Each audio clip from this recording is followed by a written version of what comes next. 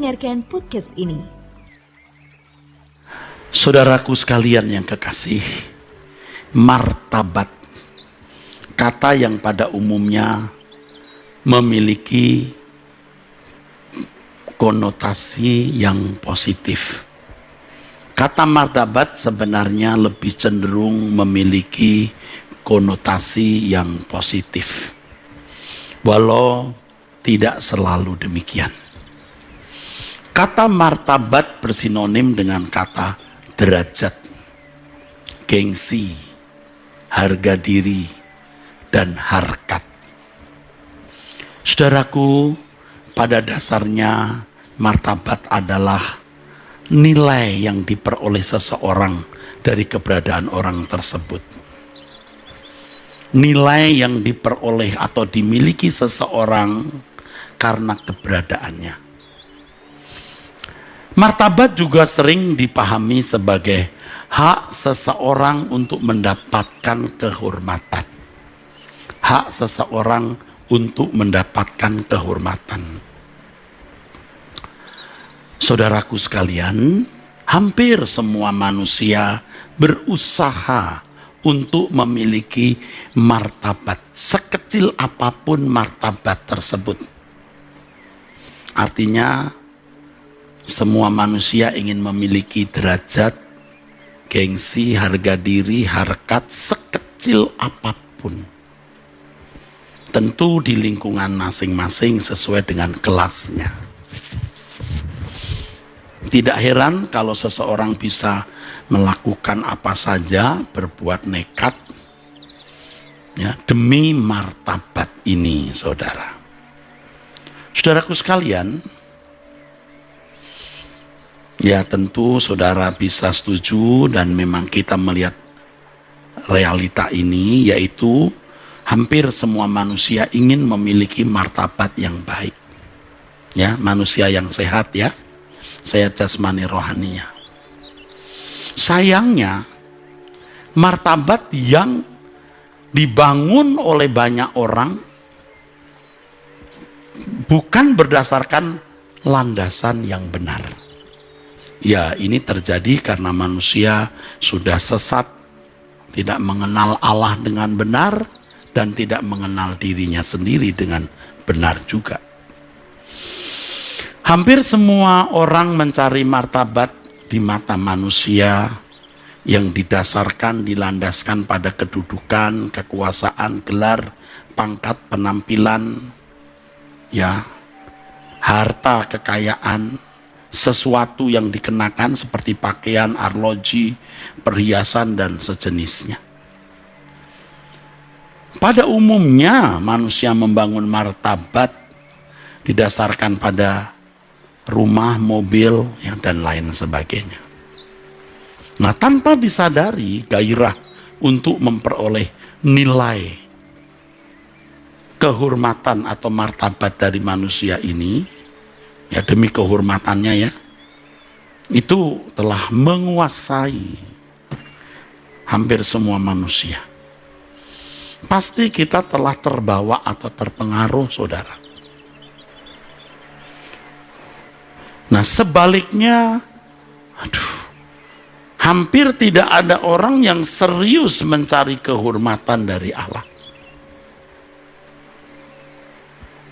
Sejak zaman Yesus ternyata banyak orang lebih mencari kehormatan dari manusia daripada kepada Allah. Lebih banyak orang, atau dari dulu memang begitu ya, orang lebih mencari kehormatan dari manusia daripada dari Allah. Yohanes 12 ayat 43. Padahal Tuhan mengendaki orang percaya mencari penghormatan dari Allah. 1 Petrus 1 ayat 7. Yang saya katakan ini Alkitabiah.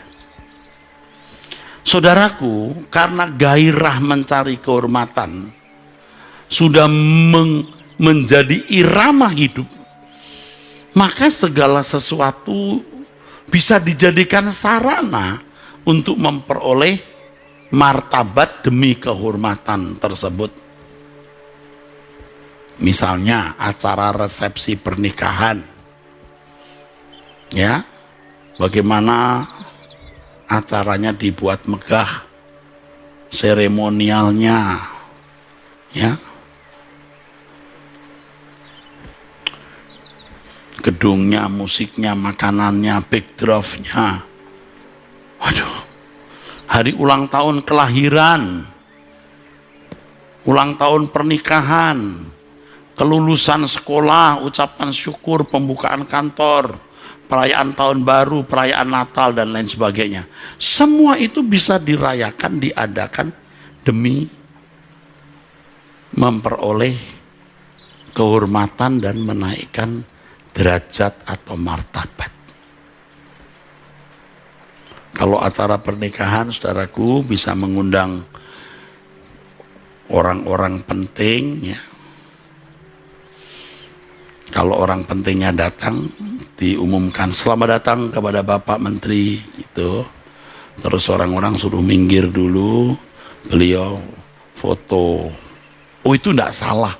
Tata krama etikanya begitu, enggak salah.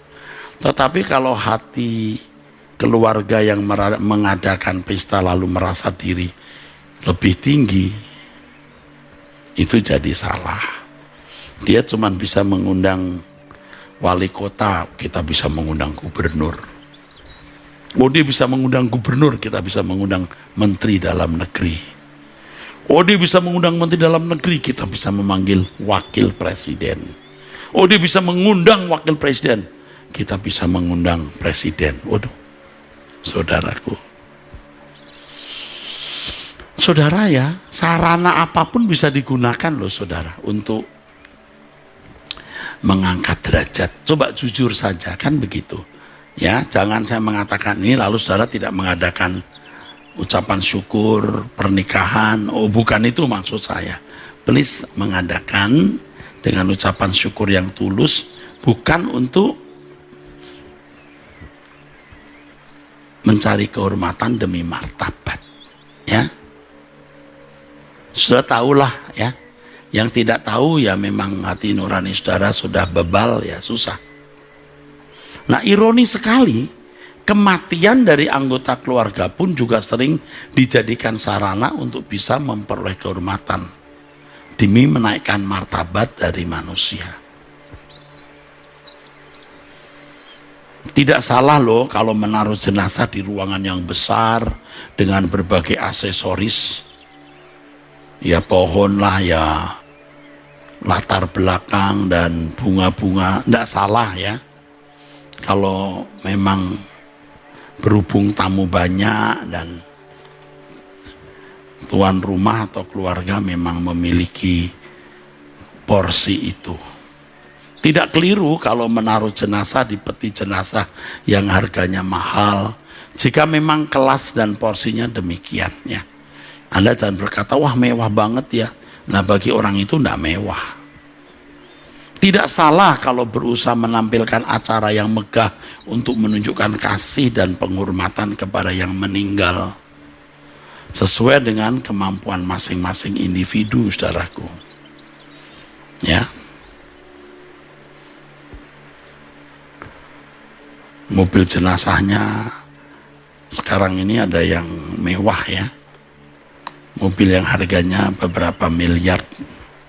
Ya, kalau memang kelasnya itu, ya silahkan, ya.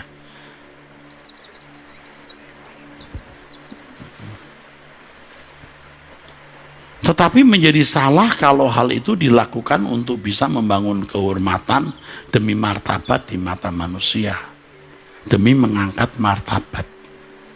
Nah, kita harus jujur, ya saudaraku.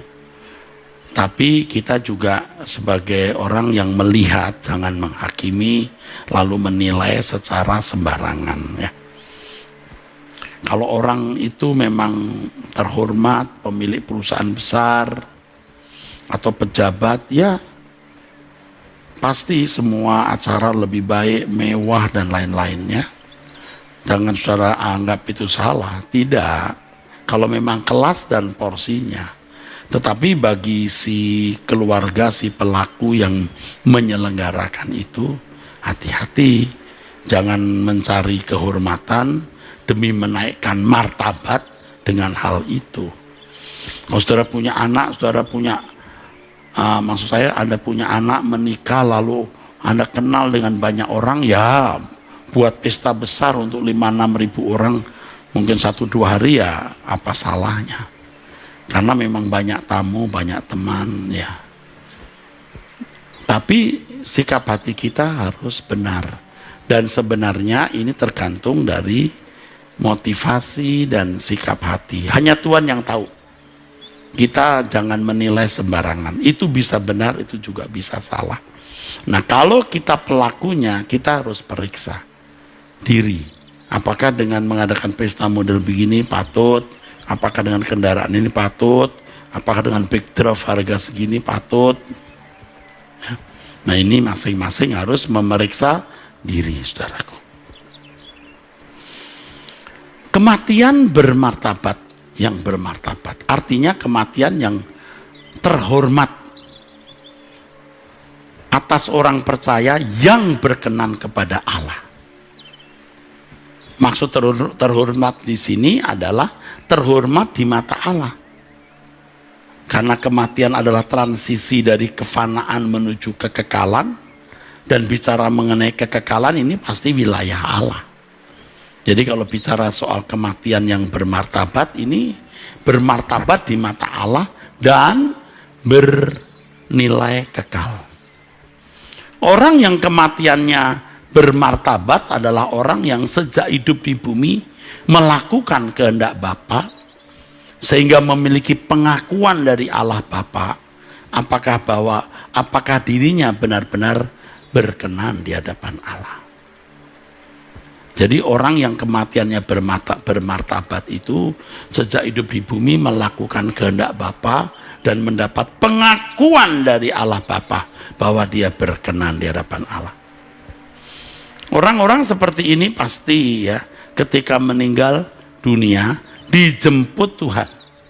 Pasti Tuhan mengutus malaikat-malaikatnya untuk menjemput orang-orang ini. Ingat ya, Sakius saja dijemput. Maksudnya Lazarus ya, bukan Sakius. Sakius itu pemungut cukai. Lazarus di Lukas pasal 16. Ya.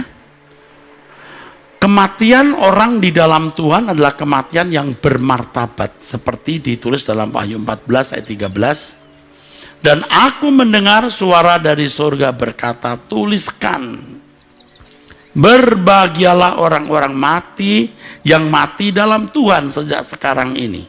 Sungguh kata Roh, supaya mereka boleh beristirahat dari jerih lelah mereka, karena segala perbuatan mereka menyertai mereka. Berbahagialah orang mati yang mati di dalam Tuhan. Nah, di dalam Tuhan artinya orang-orang yang sudah melakukan kehendak Allah dan berkenan di hadapan Allah. Jadi jangan saudara memahami, mengartikan kalimat di dalam Tuhan ini artinya sudah beragama Kristen dan mengaku Yesus sebagai Tuhan dan Juru Selamat. Seorang mau mengaku Yesus Tuhan dan Juru Selamat 1000 kali, tiap hari 100 kali, kalau kelakuannya tidak membuat dirinya berkenan atau tidak melakukan kehendak Bapa, itu percuma. Seorang yang beragama Kristen tetapi tidak melakukan kehendak Allah atau tidak berkenan di hadapan Allah, belumlah bisa dikatakan di dalam Tuhan. Matius pasal 7 ayat 21 sampai 23, orang yang tidak melakukan kehendak Allah ditolak. Ditolak. Biar dia Kristen, biar dia pendeta dan berprestasi dalam pelayanan, Tuhan Yesus berkata, aku tidak kenal kamu. Jadi berbahagialah orang yang mati di dalam Tuhan, artinya sampai pada titik akhir dia setia. Seperti yang dikatakan Paulus dan telah kita sampaikan beberapa kali, ya saudara, aku telah menyelesaikan pertandingan yang baik sampai garis akhir, memelihara iman. Jadi betapa tragisnya kalau ada upacara, maksud saya acara pemakaman begitu megah dan mewah, tapi ternyata yang meninggal sama sekali tidak menikmatinya. Yang hidup itu ya didorong juga rasa hormat kepada orang tua, tapi juga disertai agenda untuk wah di depan manusia lain.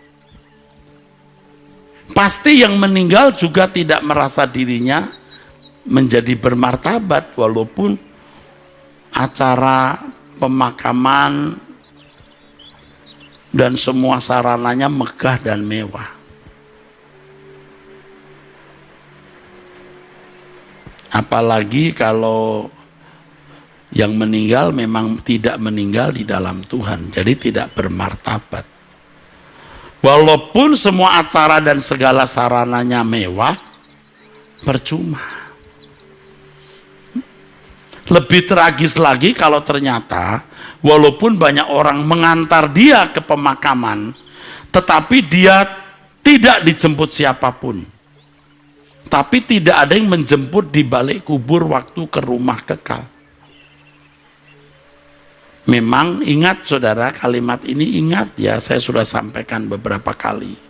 Yang penting bukan yang mengantar tetapi yang menjemput. Kalau tidak ada yang menjemput berarti kematiannya tidak bermartabat. Di dunia diantar rame-rame sampai sekian ratus mobil 2 kilo ya, berurutan berjajar panjang, tapi ternyata dia tidak ada yang menjemput. Kalau kita membaca Alkitab, saudaraku, ya,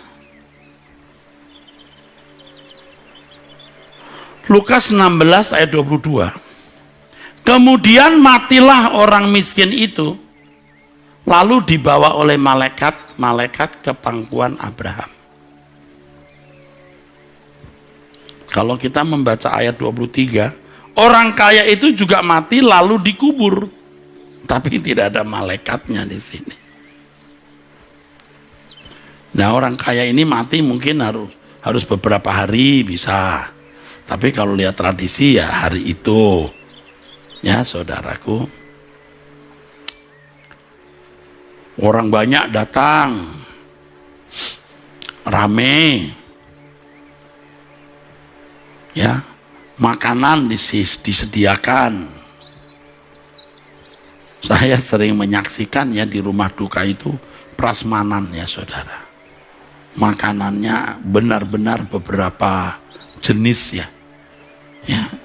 Nah saya ini dulu kepala asrama yang ngurus asrama makan, jadi saya iseng-iseng lihat, wah 1, 2, 3 plus kerupuk, waduh. Es krimnya saja merek yang terkenal. Makanya kalau saya datang ke tempat seperti itu ya memang saya tidak bisa makan, tidak tahu ya nggak ketelen gitu. Tapi es krimnya saya bawa pulang. Dikasih 2, terima kasih. Nanti di mobil baru lu. Es krimnya saja mahal. Orang kaya ini pasti rame ya, rame banyak tamu, makannya disediakan, nah kira-kira begitu. Tapi Lazarus waktu meninggal itu hanya dikubur sama Pak RT dan Ansip. Tetapi Lazarus dijemput malaikat. Ingat ya, tulis ya di rumah Anda kalimat ini. Yang penting bukan yang mengantar, tapi yang menjemput. Tulis ya. Nanti kalau ketemu teman kasih tahu itu, halo apa kabar? Yang penting bukan yang mengantar tapi yang menjemput. Besok begitu ya. Apa kabar John? Yang penting bukan yang mengantar tapi yang menjemput. Lalu temanmu bilang, apaan sih? Pokoknya yang penting bukan yang mengantar tapi yang menjemput. Acara pemakaman begitu megah di antara ratusan mobil, dihantar ratusan mobil. Makamnya pun mewah, tanahnya pun luas, tetapi tidak ada penjemputan. Nah, apa nggak mengerikan ini? tanah pemakaman keluarga luas. Tetapi itu hanya tulang belulang yang ngumpul. Di sana, di langit baru, bumi baru, enggak ngumpul. Hanya beberapa yang selamat. Ngeri sekali maksudnya. Jangan sampai begitu. Ini benar-benar tragis. Tetapi sering keluarga yang masih hidup mengesankan kepada masyarakat betapa bermartabatnya yang meninggal. Mau membuat almarhumah yang bertobat, yang meninggal ini nampak bermartabat. Nah, bagaimana dibuat semegah-megahnya? Memang tidak sengaja membuat begitu, bisa saja karena memang dalam suasana duka cita tidak memikirkan hal itu. Tetapi bisa terselip di dalam hati, buat semegah-megahnya. Ini cara penghormatan kepada orang tua. Dunia ini penuh kepalsuan, saudara, seperti ini. Jadi kita sebagai orang yang berpikiran sehat serta rohani, kiranya kita dihindarkan dari sikap kepalsuan seperti ini. Martabat orang percaya adalah melakukan kehendak Bapa atau menjadi seorang yang memiliki pengakuan dari Allah Bapa sebagai anak kesukaan Bapa dan berkenan kepadanya. Ya, bagi almarhum atau yang meninggal yang memiliki kematian yang bermartabat, upacara pemakaman sehebat apapun juga tidak ada artinya bagi dia, sebab penjemputan dari Tuhan itu sudah lebih dari segalanya. Dia meninggal dijemput malaikat, dibawa rame-rame gitu. Dia lihat dari atas, ngapain tuh orang? Ngapain tuh orang? Udah, enggak usah, aku senang dijemput. Tapi kalau sampai dia dijemput setan, waduh, tragis lah, tragis. Kalian bikin apa ini?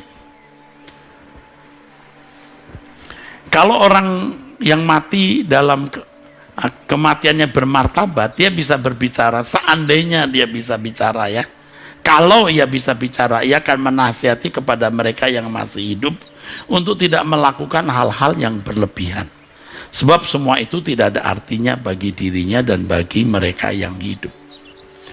Bunga begitu besar itu akhirnya juga ya tanda ikut sepenanggungan, nggak salah juga sih saudara ya. Tapi yang meninggal yang disebut malaikat tidak merasa itu berarti. Tetapi kalau ada yang kematiannya tidak bermartabat, tidak dijemput oleh malaikat yang kudus, tidak dijemput oleh Tuhan, semua acara yang megah, baik di rumah duka, di pemakaman, menjadi sangat menyakitkan. Karena itu kepalsuan, saudara. Bagi yang masih hidup itu kepalsuan. Acara pemakaman sehebat apapun tidak membekali yang meninggal pulang ke rumah kekal.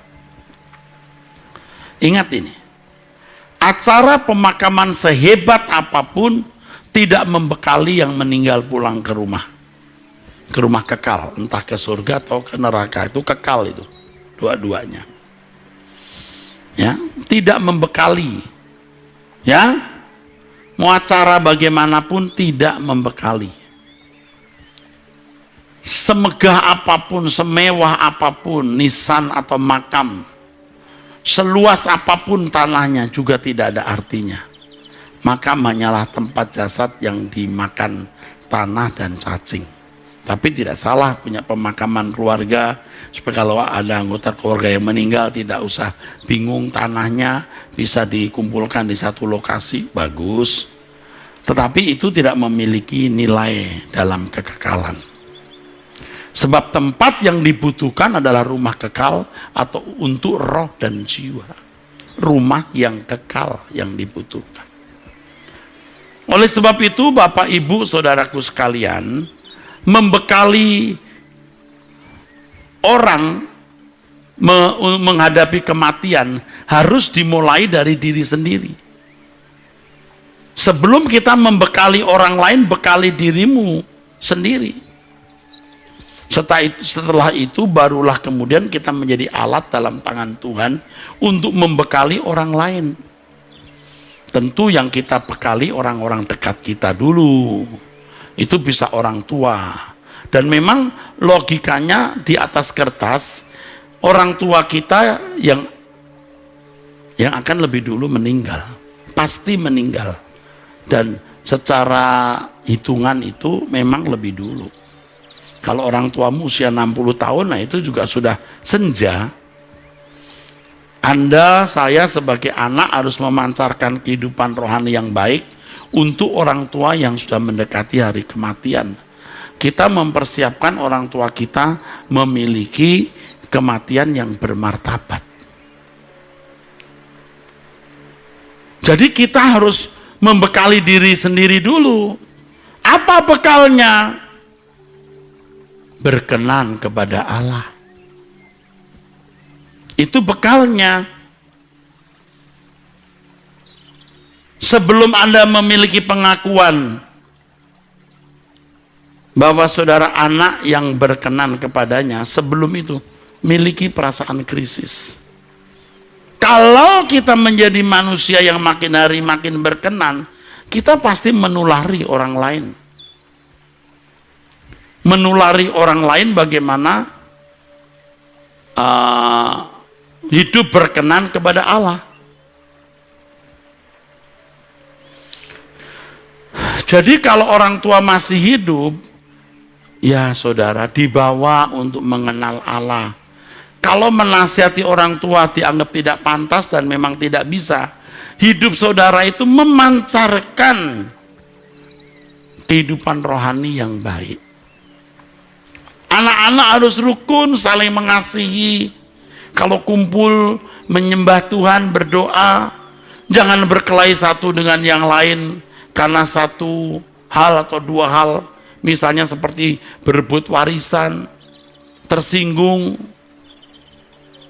menantu yang satu ribut dengan menantu yang satu, anak ribut dengan istri adiknya atau kakaknya. Orang tua susah dan banyak kejadian seperti itu. Kalau orang tua sakit nanti berantem, siapa yang keluar duit? Tuh, itu mah sudah sering terjadi. Kalau orang tua sakit, saudara punya uang, nggak usah minta saudara dulu, gesek kartu. Deposit dulu, rumah sakit bayarin. Soal nanti yang lain mau bantu tidak, saudara pasti diberkati Tuhan.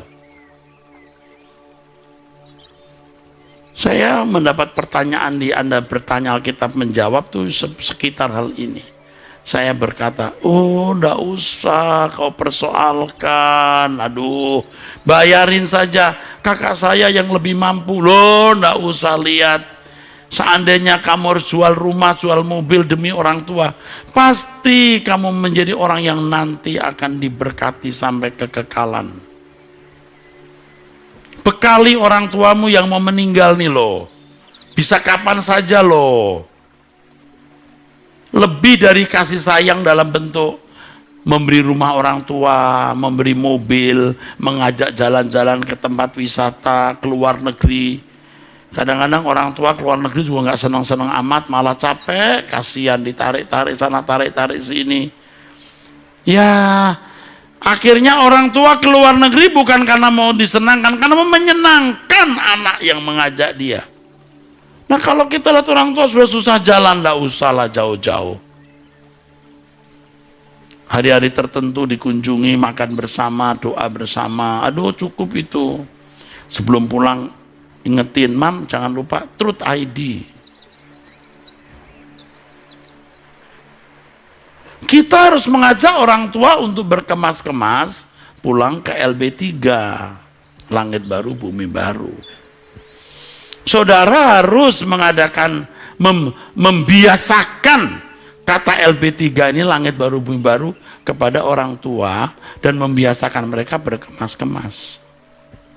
Saya sudah mendengar beberapa kesaksian orang tua yang siap meninggal dunia karena terbiasa dengan kalimat langit baru, bumi baru.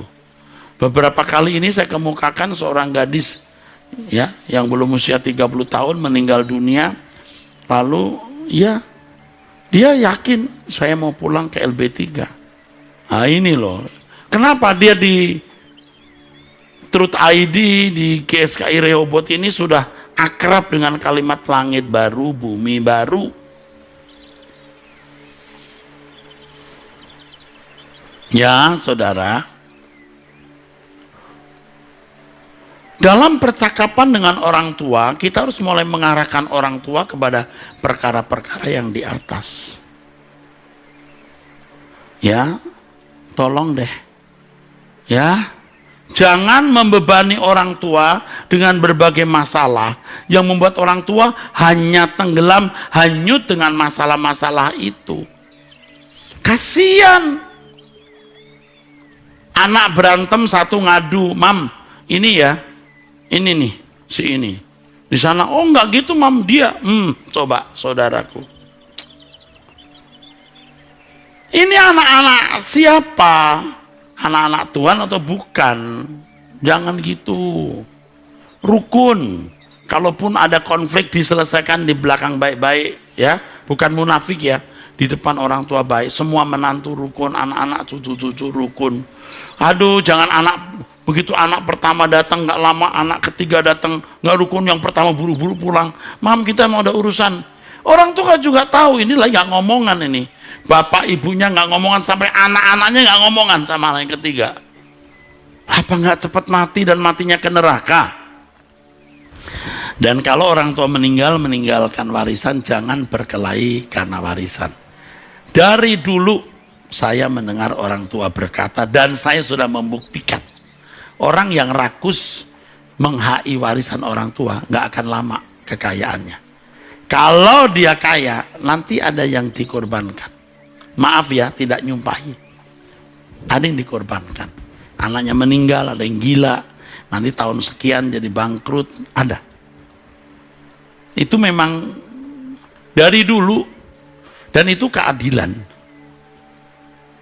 Aduh, saudara, saya sudah menjadi saksi sendiri bagaimana satu keluarga tidak mendapat warisan. Aduh, itu juga yang paling banyak. Anak-anaknya nggak jadi orang, tetapi anak keluarga yang tidak mendapat warisan, anak-anaknya sukses. Di antaranya menjadi orang-orang yang betul-betul terkemuka di masyarakat. Bisa. Jadi jangan ribut warisan ya. Kalau ada yang sekarang ini serakah warisan, saya ingatkan kamu ya, kalau serakah kamu nggak lama hidup bahagia. Oke, kembali ke masalah apa ini tadi? Masalah orang tua dibekali ya, berkemas-kemas. Ya, bekali orang tuamu. Jangan setelah meninggal baru bikin upacara semegah-megahnya. Itu bukan bekal ya untuk orang tua masuk ke dalam kehidupan abadi. Harus diingat bahwa kematian bisa menjumpai siapapun, tidak tergantung usia. Nah, kalau tadi ke orang tua, sekarang ke anak-anak. Mempersiapkan anak-anak kita juga memikirkan hal-hal yang menyangkut kekekalan. Nah, banyak orang tua takut. Ya, kok ngomong surga mati ke anak-anak, nanti kalau mati bener gimana? Nah, kalau Tuhan belum panggil dia, nggak ada yang bisa mati. Hendaknya kita tidak merasa terlalu dini kalau mengajarkan hal surga dan neraka serta kematian kepada anak-anak. Tentu kita harus berbicara dengan bahasa anak-anak dalam kapasitas yang bisa diterima oleh anak-anak. Ya, harus. Kematian bisa menjumpai siapa saja. Sejak dini orang tua harus mengajarkan kebenaran dan bisa benar-benar menampilkan teladan hidup orang yang menghidupi kebenaran, mengajarkan kebenaran dan menghidupi pengajaran. Menghidupi kebenaran maksud saya, apa yang diajarkan. Ini warisan yang terbaik yang tidak pernah binasa, yang dapat diberikan orang tua. Dengan demikian anak-anak dibekali ya dengan bekal yang baik untuk pulang ke surga. Kematian orang yang bermartabat adalah orang yang berjerih lelah selama hidup di dunia. Tadi sudah kita baca, ya, berbahagialah orang mati yang mati di dalam Tuhan. Sungguh kata Roh, supaya mereka boleh beristirahat dari jerih lelah mereka, karena segala perbuatan mereka menyertai mereka. Ketika saya melihat teks aslinya, saya menjadi gusar sedikit gitu. Jadi gusar gitu. Jadi kurang senang. Kenapa?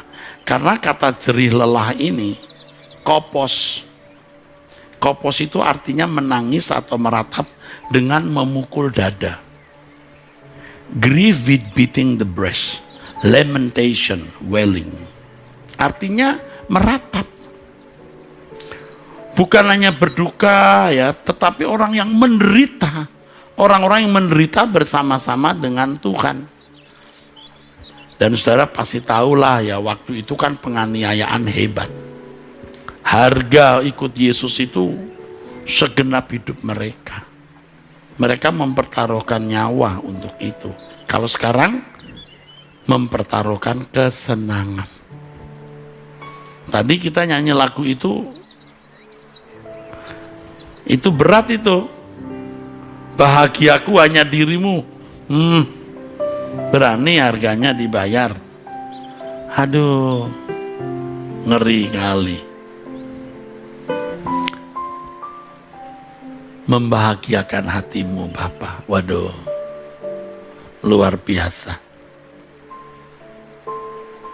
Baru bisa berkata, keinginan Bapa segalanya bagiku. Kenapa? Ya. Kalau orang kebahagiaannya hanya Tuhan, rela berbuat apapun. Nah, matinya itu bahagia. Tuhan pun menantikan. Aduh, indah banget saudaraku. Nggak takut mati. Mati itu bahagia karena ketemu dengan yang menjadi kebahagiaannya. Nah, ini kematian orang yang bermartabat itu begitu. Saudara kalau membaca kitab Wahyu pasal 14 dari ayat 1, kalau ayat 13 kan berbahagialah orang yang meninggal atau mati dalam Tuhan. Wahyu 14 dari ayat 1 itu ditunjukkan gambaran orang-orang yang bersama dengan Yesus dalam perjuangan. Baca sendiri. Orang-orang yang bersama anak manusia, bersama Yesus dalam perjuangan. Sampai akhir, setia sampai akhir. Makanya kalau kita membaca 2 Timotius pasal 4 ayat 6, Paulus mengatakan, mengenai diriku, darahku sudah mulai dicurahkan sebagai persembahan dan saat kematianku sudah dekat. Nggak ada kesenangan. Kesenangannya ia bisa mencurahkan darahnya untuk Tuhan. Lalu ayat berikutnya itu yang sudah kita khotbahkan minggu lalu. Aku telah mengakhiri pertandingan yang baik. Aku telah mencapai garis akhir. Dan aku telah memelihara iman. Sekarang telah tersedia bagiku mahkota kebenaran yang akan dikaruniakan kepadaku oleh Tuhan, hakim yang adil pada harinya, dan seterusnya.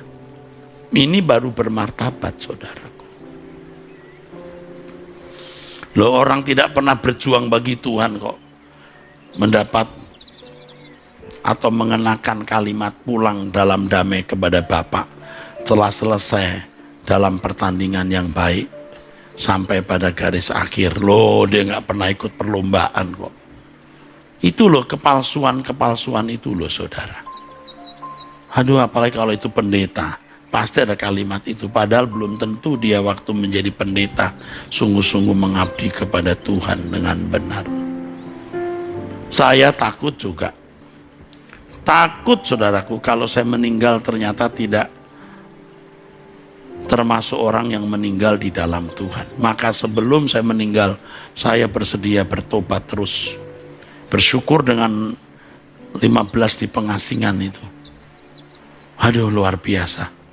Saudara ingin memiliki kematian yang bermartabat? Saya ingin. Saudara ingin? Ayo kita berjuang ya untuk hidup berpadanan dengan Injil. Jadi Kalau orang benar-benar menerima Injil, hidupnya akan diubah Tuhan sedemikian rupa dan standar hidupnya itu Yesus sendiri. Nah, Paulus telah memiliki standar itu. Mengenai diriku, darahku sudah mulai dicurahkan sebagai persembahan dan saat kematianku sudah dekat. Saya tidak bisa lakukan ini kalau saya masih punya kesenangan. Maka saya berusaha melepaskan segala kesenangan saya. Dan komitmen ini saya perbaharui pada waktu saya ada di rumah sakit selama 15 hari di pengasingan itu. Saya berjanji. Saya tahu saya tidak mampu dengan kekuatan sendiri, Tuhan akan tolong. Tapi saya berjanji, saya bertekad, saya berniat. Sebab kalau mau ikut Yesus harus benar-benar hatinya dipersiapkan. Memiliki iman seperti Abraham yang bersedia melakukan apapun yang Allah inginkan. Baru kita akan dibimbing Tuhan terus. Untuk menuju kesempurnaan seperti Bapa atau serupa dengan Yesus. Saudara ikut Truth ID ini tidak akan menyesal. Anda mendengar kebenaran dan Anda boleh membuktikan. Berubah tidak dengan mendengar kebenaran yang dikutbahkan Pendeta Erastus ini. Apalagi Bapak Ibu sudah umur di atas 60 tahun, 70 tahun. Aduh, hati-hati. Saya sudah beberapa kali ketemu orang yang usianya sudah lebih 60 tahun. Dia berkata, saya sudah 70 lebih loh Pak. Bangga dengan usia itu. Makin banyak umurnya dan dia makin bangga, makin sedih saya. Kamu itu untuk apa umur banyak? Yang penting bukan panjangnya, tapi dalamnya, ya. Kamu punya panjang, tapi dalamnya ndak ada. Kamu itu tidak bermartabat nanti matinya. Dan terus terangnya saudara, banyak orang yang sudah terlanjur berumur tidak bisa diubah lagi, saudara. Kita bicara itu dia seperti tidak mau dengar, ndak nyambung. Dan saya nggak ngerti kenapa nih orang-orang ini. Aduh, sudah terlanjur terwarnai oleh dunia. Jadi kalau saudara-saudara memiliki usia menjelang senja, ya yuk kita bertobat ya. Amin.